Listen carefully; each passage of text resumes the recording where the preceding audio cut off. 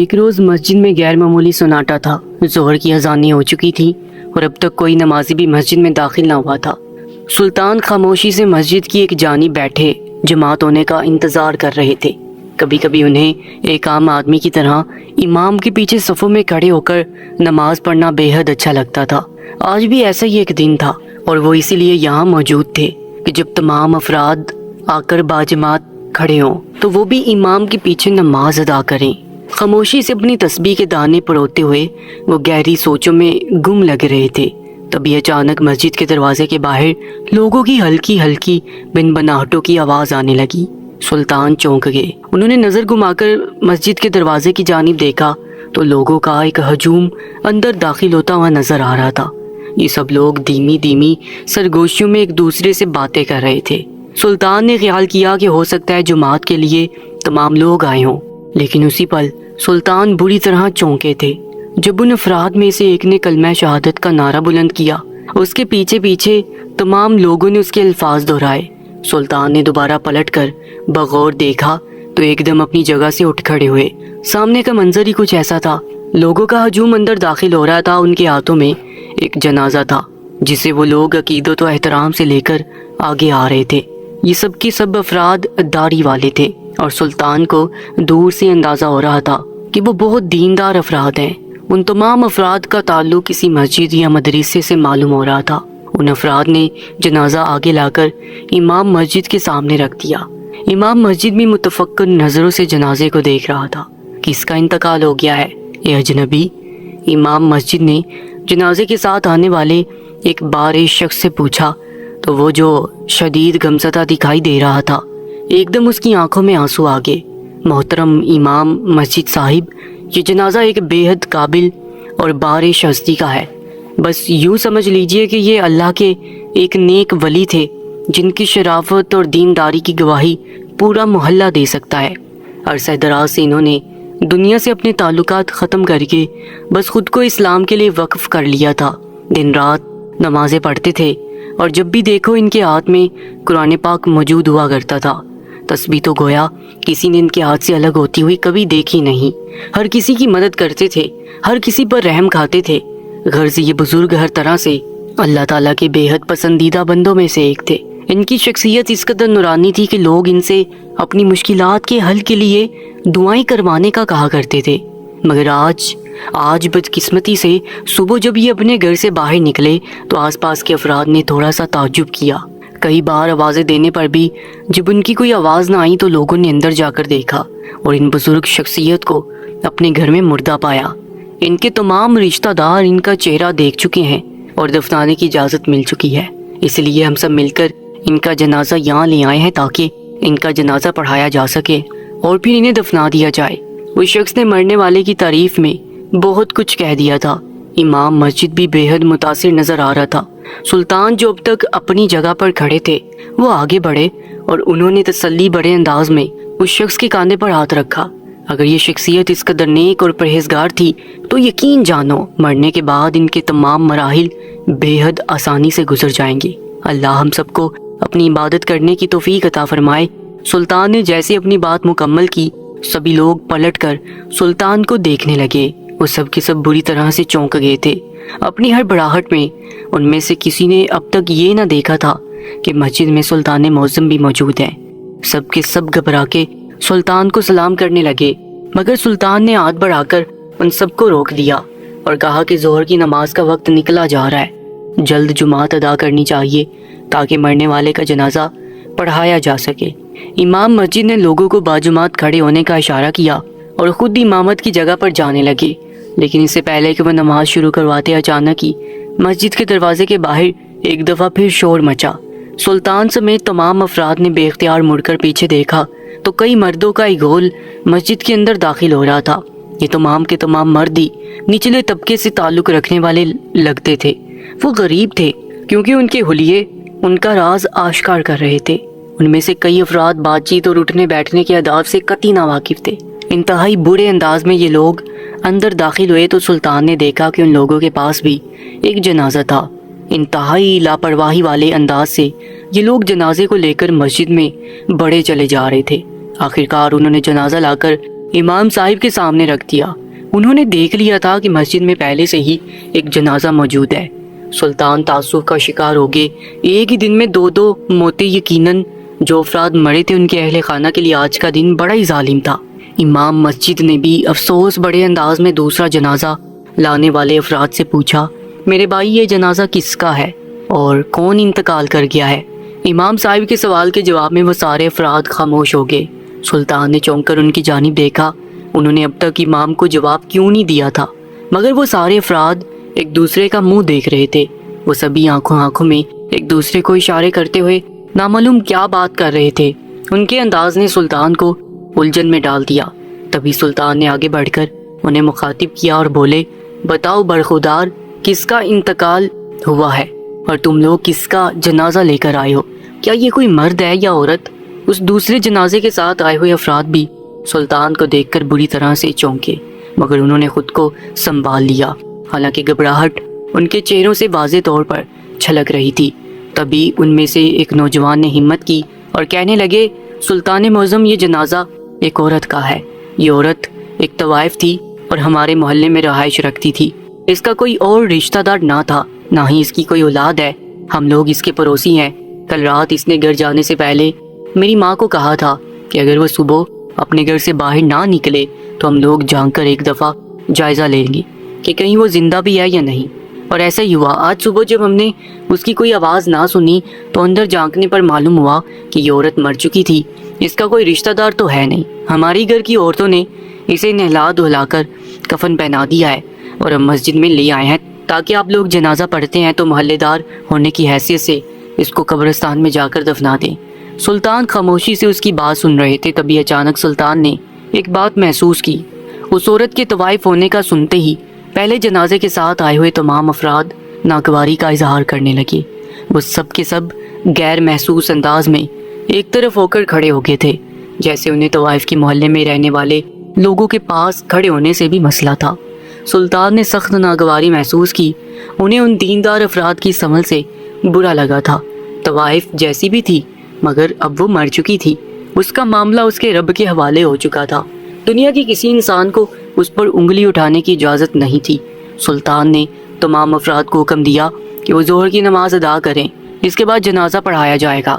پلک جھپکتے ہی تمام افراد ترتیب وار صفوں میں کھڑے ہو گئے اور امام نے ظہر کی نماز ادا کی۔ نماز کے فوراً بعد امام نے سلطان سے درخواست کی کہ وہ دونوں کا جنازہ خود پڑھائیں۔ سلطان خود بھی یہ ظاہر کرنا چاہ رہے تھے کہ انہیں ایک طوائف کا جنازہ پڑھانے میں کوئی مذائقہ نہیں، کیونکہ انہوں نے اس کے اعمال کا انصاف کا معاملہ اپنے رب پر چھوڑ دیا تھا۔ سلطان خاموشی سے آگے بڑھے۔ انہوں نے جنازہ پڑھانا شروع کیا۔ جب وہ دونوں جنازے پڑھا چکے تو تمام لوگوں نے جنازوں کو قبرستان لے جانے کی تیاری شروع کر دی۔ سلطان بھی خاموشی سے جنازے کے ساتھ ہو لیے۔ ان کا ارادہ تھا کہ جب تک یہ دونوں جنازے قبرستان میں دفن نہیں ہو جائیں گے وہ تب تک ساتھ ہی رہیں گے۔ قبرستان پہنچتے ہی سلطان نے قبروں کا جائزہ لیا۔ وہ تقریباً تیار تھی۔ نہ جانے کیا بات تھی کہ اس بزرگ اور طوائف کی قبریں ایک ساتھ ساتھ ہی بنائی گئی تھی۔ شاید گورکن نے اپنی سہولت کی خاطر ایک ہی جگہ پر دونوں قبریں کھود لی تھی، کیونکہ اسے آج ہی کے دن دونوں مردے دفنانے کا حکم آیا تھا۔ بزرگ کے ساتھ آئے ہوئے افراد اپنے جنازے کو دفنانے کے لیے تیار تھے۔ انہوں نے کفن میں لپٹی ہوئی بزرگ کی لاش کو اٹھایا اور احتیاط سے قبر کے اندر لٹا دیا۔ لیکن تبھی وہ واقعہ ہوا جس نے سلطان اور وہاں موجود ہر انسان کو اندر تک ہلا کر رکھ دیا۔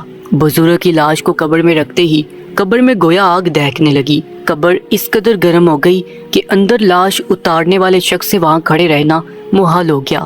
ذرا ہی دیر گزری تھی کہ اچانک قبر میں پاؤں کی طرف آگ جلتی ہوئی نظر آئی۔ سب کے لیے یہ ایک بے حد خوفناک واقعہ تھا۔ وہ سب پھٹی پھٹی نظروں سے یہ معاملہ دیکھ رہے تھے۔ بزرگ کے کفن نے آگ پکڑنی شروع کر دی تھی۔ تبھی گھبرا کر اس کے ساتھ آنے والے افراد نے کفن میں لپٹا ہوا اس کا وجود باہر نکال لیا۔ سب لوگ بے حد خوف زدہ ہو چکے تھے۔ شدید تعجب کے مارے ان کے منہ کھلے تھے۔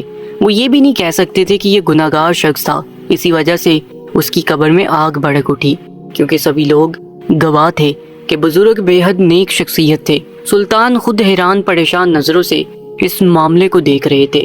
تبھی سلطان نے ایک دوسرے شخص کو حکم دیا کہ قبر کا اچھی طرح سے جائزہ لیا جائے۔ کیا وہاں پر کوئی ایسی چیز ہے جسے مشکوک سمجھا جائے؟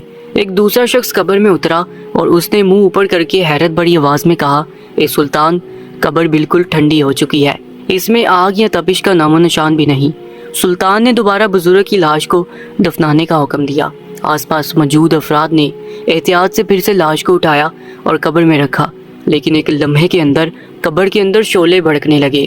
قبر کے اندر ایسی تپش اور گرمی ہو گئی کہ آس پاس کھڑے ہوئے افراد کو بھی اپنی جلد جلتی ہوئی محسوس ہونے لگی۔ سلطان نے حکم دیا کہ لاش کو باہر نکال لیا جائے اور دوسری قبر کھودی جائے۔ سلطان حیران و پریشان نظروں سے اس لاش کو دیکھ رہے تھے، نامعلوم اس کے سینے میں کون سے راز دفن تھے۔ سلطان نے طوائف کے ساتھ آنے والے افراد کو حکم دیا کہ وہ لاش کو قبر میں ڈال کر دفنا دیں۔ ان کی قبر تیار ہو چکی تھی۔ انہوں نے جلدی سے عورت کی لاش کو اٹھایا اور قبر کے اندر دفنا دیا۔ یہاں کچھ دیر پہلے ہونے والے واقعے سے وہ دو لوگ شدید خوفزدہ تھے۔ انہیں لگ رہا تھا کہ ایک اتنی نیک شخصیت کے مرنے پر جب قبر میں آگ کے شعلے بھڑک رہے ہیں تو نامعلوم اس طوائف کا کیا حشر ہوگا۔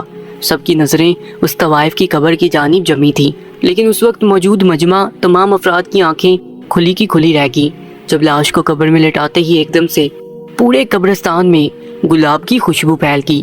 سلطان کو یوں لگا جیسے کئی عطر کی شیشیاں کھل کر گر گئی ہوں۔ اس قدر مسحور کن خوشبو انہوں نے اپنی پوری زندگی میں محسوس نہیں کی تھی۔ سلطان نے آگے بڑھ کر قبر کا جائزہ لیا۔ وہ اس قدر ٹھنڈی محسوس ہو رہی تھی کہ سلطان کو اس عورت پر رشک سا آیا۔ طوائف کی قبر میں سے مسلسل خوشبوئیں نکل رہی تھی۔ اس کے ساتھ آنے والے افراد حیرت ناک نظروں سے قبر کو دیکھ رہے تھے۔ بزرگ شخصیت کی لاش ابھی تک باہر پڑی تھی۔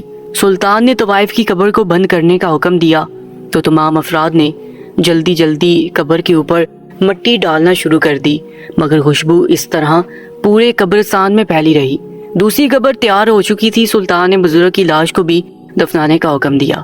جیسے ہی دو لوگوں نے مل کر لاش کو قبر کے اندر رکھا، دونوں میں سے ایک نوجوان شور مچانے لگا، مجھے باہر نکالو، خدا کے لیے مجھے باہر نکالو، میری گھال جل رہی ہے، قبر کے اندر بے حد گرمی ہے۔ اس کی چیخو پکار سن کر جلدی سے اسے پکڑ کر باہر کھینچا گیا۔ قبر میں ایک بار پھر شعلے بھڑکتے ہوئے نظر آنے لگے۔ سلطان بانپ چکے تھے کہ یہ معاملہ کچھ اور ہی ہے۔ انہوں نے خاموشی سے تمام لوگوں کو اشارہ کیا کہ قبر کو بند کر دیا جائے۔ بزرگ کے ساتھ آئے ہوئے لوگ ہکا بکا کھڑے یہ معاملہ دیکھ رہے تھے۔ سلطان کو بھی کچھ سمجھ نہ آ رہا تھا کہ 5 وقت نماز پڑھنے والے بزرگ کی قبر کے ساتھ یہ معاملہ کیوں ہو رہا ہے۔ قبر بند کر دی گئی اور مردے کے ساتھ ہونے والے معاملات دنیا کی نظر سے اوجھل ہو گئے۔ تمام لوگ حیرت کا شکار ہو کر قبرستان سے باہر نکلنے لگے، مگر صرف سلطان تھے جو اس معاملے کی تہہ تک پہنچنا چاہتے تھے۔ انہیں حیرت کے ساتھ ساتھ پریشانی بھی ہو رہی تھی کہ آج کے دن جو کچھ ہوا تھا اس کے کئی گواہ تھے۔ لوگوں کے ذہنوں میں یہ بات نہ بیٹھ جائے کہ اللہ تعالیٰ کو گناہوں والی زندگی پسند ہے اور نیکی اور پرہیزگاری کی زندگی گزارنے کے باوجود آخرت میں عذاب ملے گا۔ جنازے کے ساتھ آئے ہوئے افراد اپنے اپنے گھروں کو لوٹ گئے۔ سب کے منہ پہ ہلکی ہلکی سرگوشیاں تھیں اور وہ ایک دوسرے سے آج ہونے والے واقعات کے بارے میں حیرت کا اظہار کر رہے تھے۔ سلطان بھی خاموشی سے چلتے ہوئے اپنے محل کی جانب روانہ ہو گئے۔ محل پہنچنے کے بعد بھی ان کے ذہن سے آج والا واقعہ محو نہیں ہو رہا تھا، اور ہوتا بھی کیسے۔ کسی مردے کی قبر میں آگ بھڑکتے ہوئے دیکھنا کوئی عام بات نہیں تھی، اور سب سے حیرت کی بات تو یہ تھی کہ ایک طوائف جس نے اپنی پوری زندگی گناہوں میں گزاری تھی، اس کی قبر میں سے ایسی خوشبو آ رہی تھی گویا جنت کے باغ اس کے لیے تیار تھے۔ یہ واقعات سلطان کو شدید الجھن میں مبتلا کر رہے تھے۔ انہوں نے کچھ سوچ کر وزیر کو اپنے پاس بلوا لیا۔ وہ حاضر ہو گیا اور سلطان کے پاس ہاتھ باندھ کر کھڑا ہو گیا۔ اے سلطان، بتائیے میرے لیے کیا حکم ہے؟ سلطان نے نظر اٹھا کر اسے دیکھا اور پرسوچ انداز میں بولے، آج قبرستان میں ایک عجیب واقعہ ہوا ہے۔ دفناتے وقت ایک بزرگ کی قبر میں شعلے بھڑکنے لگے، جبکہ ایک طوائف کی قبر میں سے جنت کی خوشبو آنے لگی۔ میں ان واقعات کی تحقیقات کرنا چاہتا ہوں، جاننا چاہتا ہوں کہ وہ دونوں کون تھے اور ان کی زندگی کس طرح گزری۔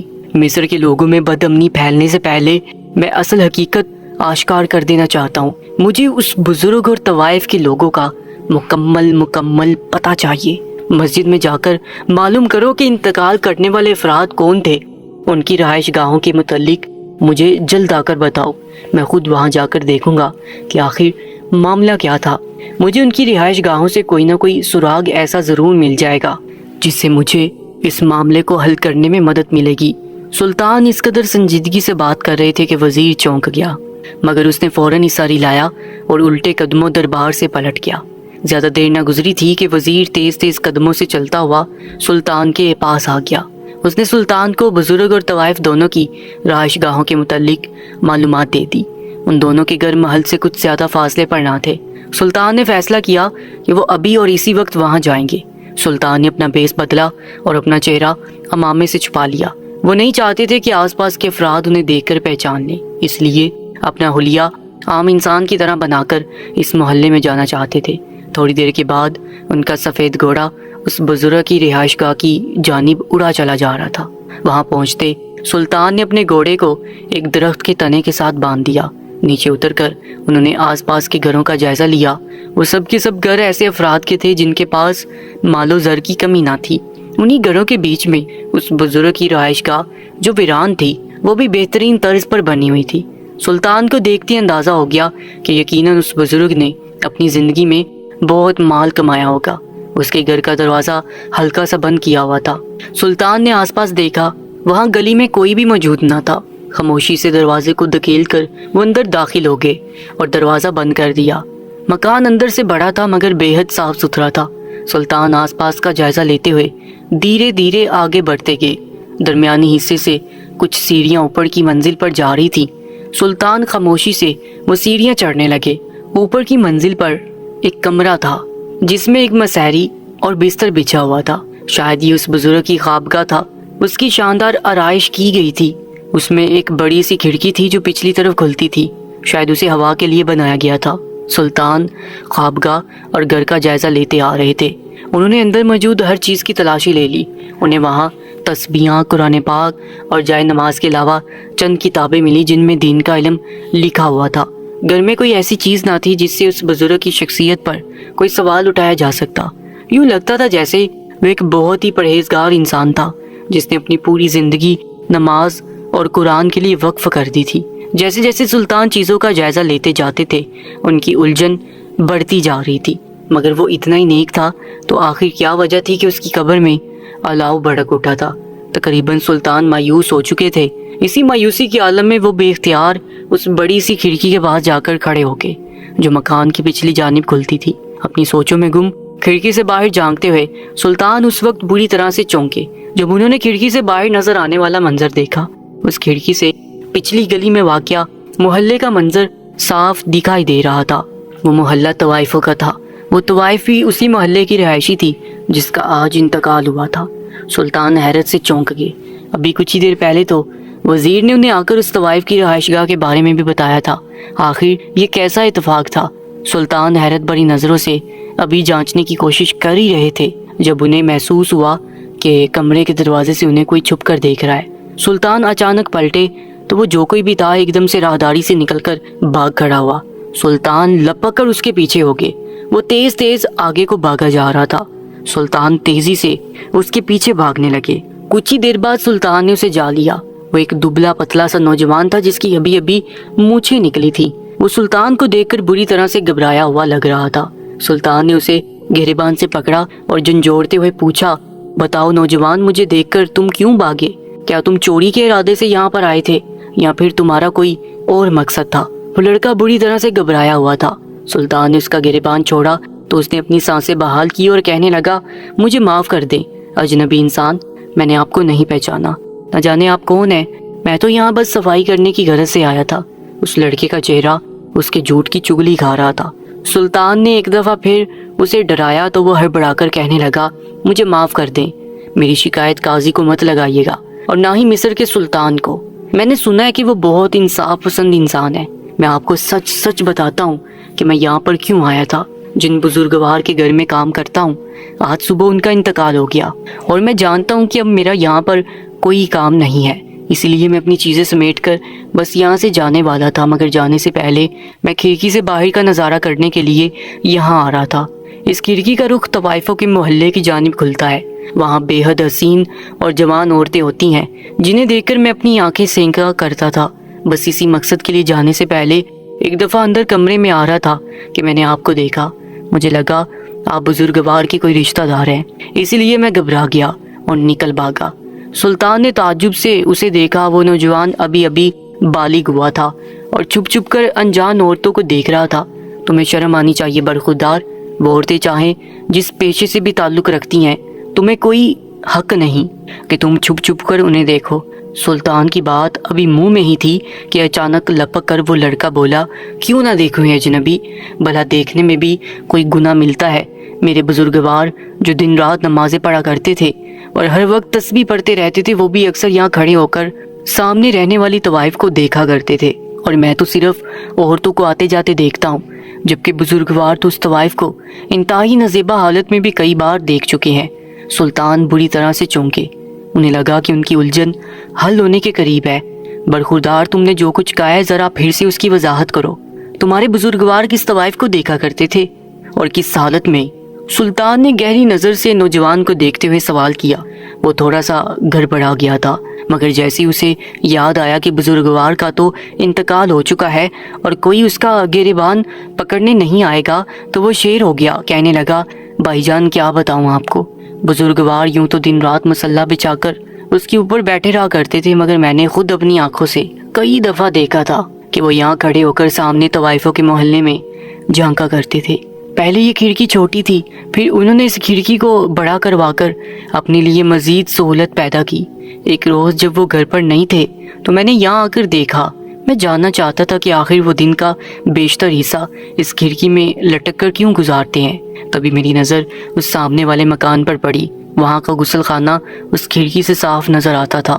وہ طوائف شاید غریب تھی، کیونکہ اس کے غسل خانے کا دروازہ بھی ٹوٹا پھوٹا تھا۔ یہاں سے وہ نیم بڑھنا حالت میں نظر آ رہی تھی۔ میں سمجھ گیا کہ یہ بزرگوار بھی یہاں کھڑے ہو کر اسی طوائف کو نہاتے ہوئے دیکھا کرتے تھے۔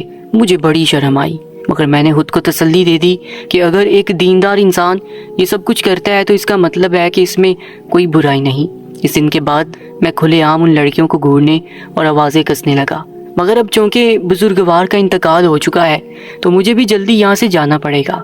میں یقیناً ان عورتوں کو دیکھنے کے لیے بے قرار رہوں گا۔ لڑکے کی آواز میں مایوسی اتر آئی تھی۔ سلطان سناٹے میں رہ کے انہیں اندازہ ہو چکا تھا بزرگوار نے اپنی زندگی بھر کی عبادت کے اوپر کس گناہ کے ذریعے پانی پھیرا ہے۔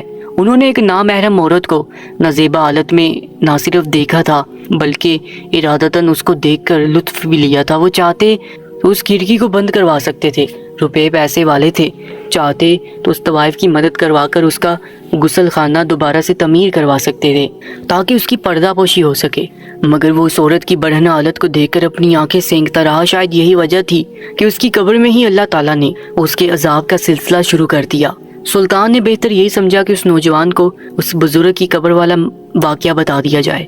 انہوں نے مختصر لفظوں میں جب اس نوجوان کو بتایا تو اس کی آنکھیں پھٹی کی پھٹی رہ گئیں۔ وہ سمجھ گیا کہ جس چیز کو وہ عام سمجھ کے کر رہا تھا اس کا کس قدر شدید گناہ ہے۔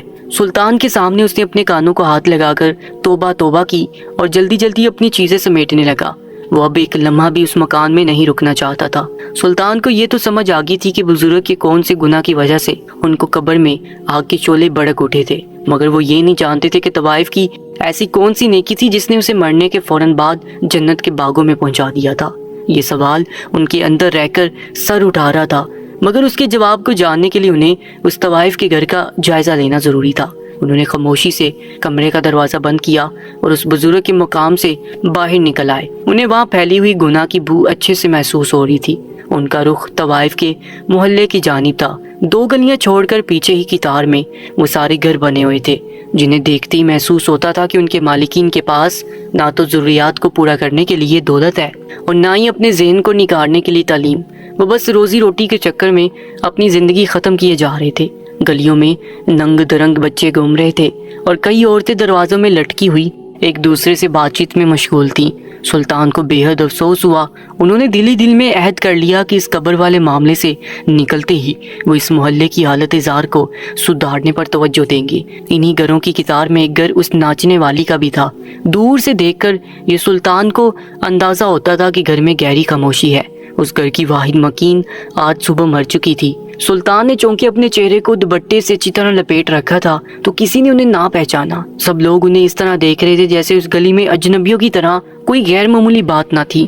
سلطان دھیرے دھیرے چلتے ہوئے اس عورت کے مکان کے سامنے جا پہنچے اور خاموشی سے کھڑے ہو گئے۔ ابھی وہ اندر جانے کا فیصلہ कर ही रहे थे कि अचानक उन्हें पीछे से आवाज सुनाई दी। ओह अजनबी, तुम लोगों की मशूका तो मर चुकी है। आज सुबह उसे कब्र में दफनाकर आए हैं। तुम्हारे साथ उसने वक्त तय किया था। इस पूरी गली में इसके अलावा और कोई औरत नाचने वाली नहीं है।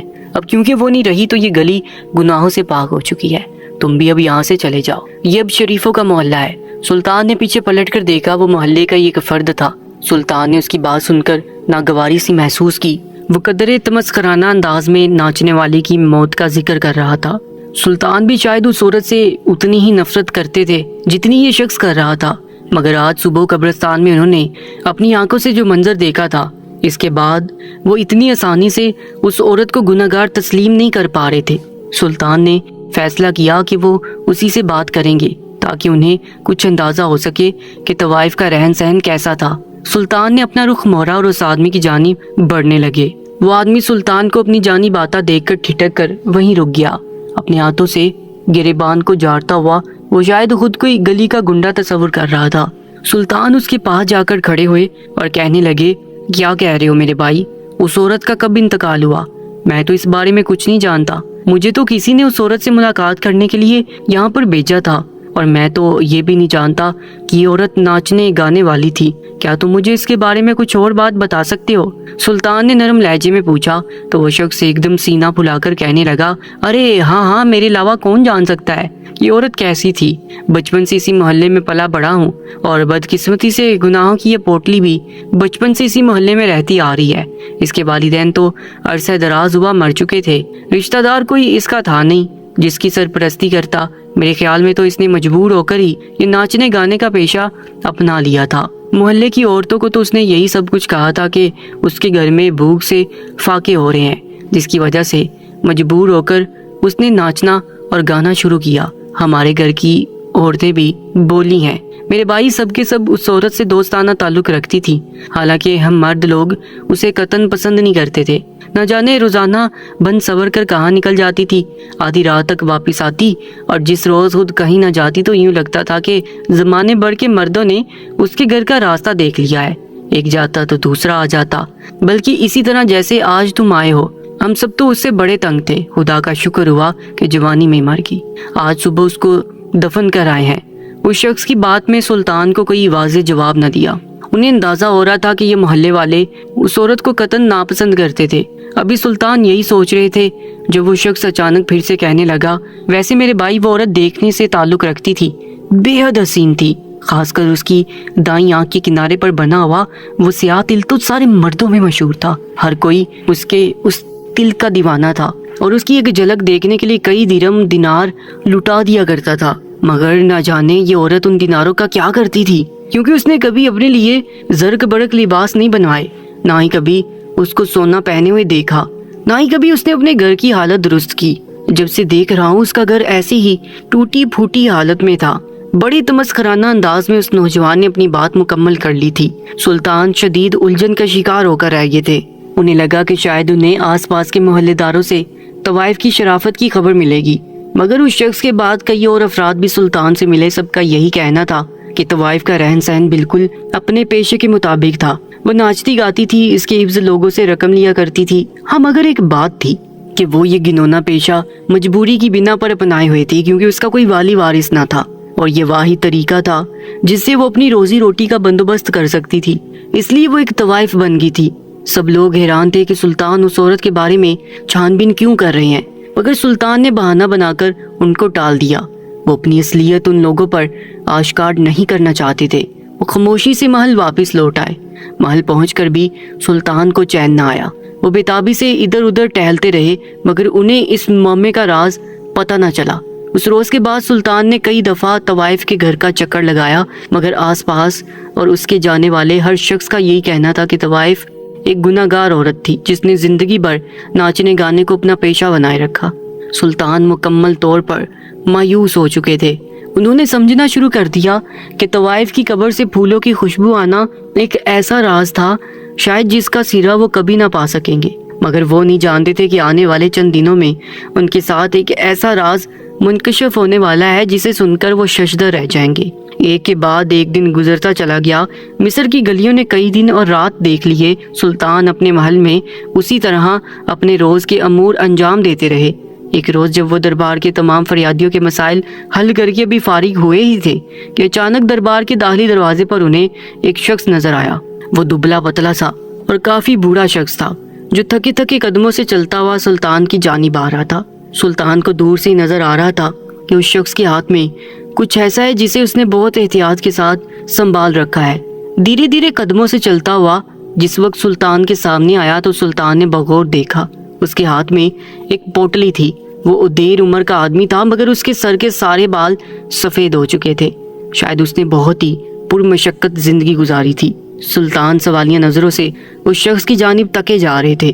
جب اس نے انتہائی عقیدت سے سلطان کو سلام کیا، سلطان نے اس کے سلام کا جواب دیا اور بولے، کیا بات ہے میرے بھائی، تمہیں مجھ سے کیا کام آن پڑا جو تم دربار کا وقت ختم ہونے کے باوجود انتہائی عجلت میں چلے آئے ہو؟ یوں محسوس ہوتا ہے کہ تمہیں کوئی خاص کام ہے۔ اس شخص نے سر ہلایا، کہنے لگا، جی ہاں میرے سلطان، مجھے ایک بے حد خاص کام ہے۔ میرے پاس کسی کی ایک امانت ہے اور میں مرنے سے پہلے یہ امانت اس کے مالک تک پہنچا دینا چاہتا ہوں، مگر حقیقت تو یہ ہے کہ میں اس امانت کے مالک کو جانتا تک نہیں ہوں، نہ ہی مجھے یہ پتا ہے کہ میں اسے کہاں مل سکتا ہوں۔ مجھے بس یہ معلوم تھا کہ جس کے ہاتھ میں نے یہ امانت سونپی ہے اس کا تعلق مصر سے تھا۔ میں جانتا ہوں کہ مصر کے سلطان آپ ہیں اور آپ کے سوا کوئی شخص ایسا نہیں جو امانت کو حفاظت سے اس کے ملک تک پہنچا سکے، اس لیے میں آج آپ کے پاس آیا ہوں۔ سلطان کو اندازہ ہو گیا کہ وہ شخص دور دراز کا سفر کر کے آیا ہے۔ انہوں نے اسے تشریف رکھنے کے لیے کہا، اس کے لیے پانی منگوایا۔ جب وہ شخص پانی پی چکا تو انتہائی تشکر سے سلطان کی جانب دیکھے کہنے لگا، سلطان، اس پوٹلی میں دینار ہیں۔ یہ رقم اگرچہ بہت ہی زیادہ غیر معمولی تو نہیں ہے، لیکن کسی وقت میں ایک عورت نے مجھے یہ رقم بطور قرض حسنہ دی تھی اور اس نے کہا تھا کہ اگر میں کسی قابل ہوا تو یہ رقم اس کو لٹا دوں، اور اگر نہیں تو میں اس رقم کو خرچ کر سکتا ہوں۔ لیکن اللہ نے میرے مال میں برکت ڈالی ہے اور میں اس رقم کو واپس کرنے کے لائق ہو گیا ہوں۔ یہ رقم اب میں اس عورت کو واپس لٹانا چاہتا ہوں، مگر بدقسمتی سے میں اسے نہیں جانتا۔ سلطان نے اس کے ہاتھ سے پوٹلی لے لی اور اسے کھول کر دیکھا، اس میں واقعی دینار تھے۔ سلطان نے اسے پوچھا، کس عورت نے تمہیں یہ رقم مہیا کی ہے؟ کیا تم اس کے بارے میں تھوڑا بہت جانتے ہو؟ وہ کیسی دکھتی تھی؟ اس کی کسی رشتہ دار کا کیا نام تھا؟ اگر کچھ جانتے ہو تو بتاؤ تاکہ میں یہ امانت باحفاظت اس تک پہنچا سکوں۔ سلطان کے سوال پر وہ شخص کچھ دیر تو سوچتا رہا اور پھر ایک دم سر اٹھا کر سلطان کو دیکھ کر کہنے لگا، اے سلطان، میں زیادہ تو کچھ نہیں جانتا، مگر وہ عورت ایک ناچنے گانے والی تھی۔ اس کی دائیں آنکھ کے پاس ایک تل تھا۔ سلطان ایک دم بری طرح سے چونک اٹھے۔ سلطان کو یاد آیا اس طوائف کے محلے والوں نے بھی سلطان کو یہی بتایا تھا کہ اس طوائف کی دائیں آنکھ کے پاس ایک تل تھا جس کے پورے مصر کے لوگ دیوانے ہوا کرتے تھے۔ سلطان نے بے یقینی سے ہاتھ میں موجود دیناروں کی پوٹلی کو دیکھا اور پھر اس شخص کو جس راز کو جاننے کی انہوں نے سرتوڑ کوشش کی تھی، جس کا انہیں کوئی سرا نہ ملا تھا، اور جب وہ مایوس ہو گئے تھے تو آج خود چل کر اسی طوائف سے وابستہ ایک کردار ان کی زندگی میں آ گیا تھا۔ سلطان بے چین ہو گئے۔ اس شخص سے پوچھنے لگے، کیسی طوائف؟ وہ کون سا آنکھ کا تل؟ یہ رقم اس طوائف نے تمہیں کب دی؟ تم اس سے کب ملے؟ مجھے پوری کہانی تفصیل سے سناؤ۔ وہ شخص حیرانی سے سلطان کو دیکھنے لگا۔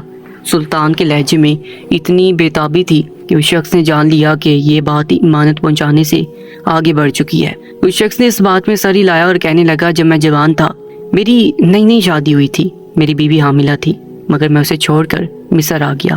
میں یہاں پر کاروبار اور دولت کمانے کی غرض سے آیا تھا تاکہ گھر کی روزی روٹی چل سکے، مگر خدا کا کرنا ایسا ہوا کہ میں یہاں آ کر شدید بیمار پڑ گیا۔ میرا کوئی رشتہ دار اور جاننے والا مصر میں موجود نہ تھا۔ میں شوقیہ طبیعت کا بھی تھا اور اکثر اس طوائف کے گھر جایا کرتا تھا۔ جب میں بری طرح سے بیمار پڑا تو مجھے جائے پناہ کے طور پر پورے مصر میں صرف اسی کا گھر نظر آیا۔ میں خاموشی سے اس کے دروازے پر جا کر کھڑا ہو گیا۔ جب میں نے کئی بار دروازہ کھٹکھٹایا تو یہ عورت باہر نکلی۔ اس نے میری خراب حالت دیکھی تو مجھے خاموشی سے اندر لے گئی۔ اس نے مجھ سے کچھ پوچھا، نہ ہی میں نے اسے کچھ بتایا۔ شدید بیماری کی حالت میں میں اس کے مکان میں کئی دن تک پڑا رہا۔ آپ یقین نہیں کریں گے سلطان، مگر اس عورت نے بغیر کسی رشتے کے میری ایسی ایمانداری کی کہ شاید میرا کوئی اپنا ہوتا تو وہ بھی نہ کرتا۔ اس نے میرا خیال رکھا، کھانا پینا مہیا کیا اور دوا دارو کا بھی بندوبست کیا۔ یہ اسی کی مہربانی تھی کہ میں جلد تندرست ہو گیا، لیکن اب میں اتنا کمزور ہو چکا تھا کہ مزدوری کرنے کے لائق ہی نہ تھا۔ میں جلد از جلد اپنے گھر والوں میں واپس جانا چاہتا تھا۔ میری حاملہ بیوی کو میری ضرورت تھی، مگر میرے پاس تو ایک ڈھیلا نہ تھا جسے لے کر میں اپنے ملک کا سفر کر سکتا۔ میرے پاس کوئی امید نہیں تھی۔ میں دن رات بس روتا ہی رہتا تھا، بوجھ کی طرح اس طوائف کے گھر میں پڑا رہتا، مگر اس نے کبھی مجھے گھر سے نکل جانے کو نہ کہا۔ آخر ایک دن میں نے اسے اپنی مجبوری بتا دی کہ میں سفر کر کے اپنے ملک کو نہیں جا سکتا، کیونکہ میرے پاس سفر کے اسباب کے لیے رقم نہیں ہے۔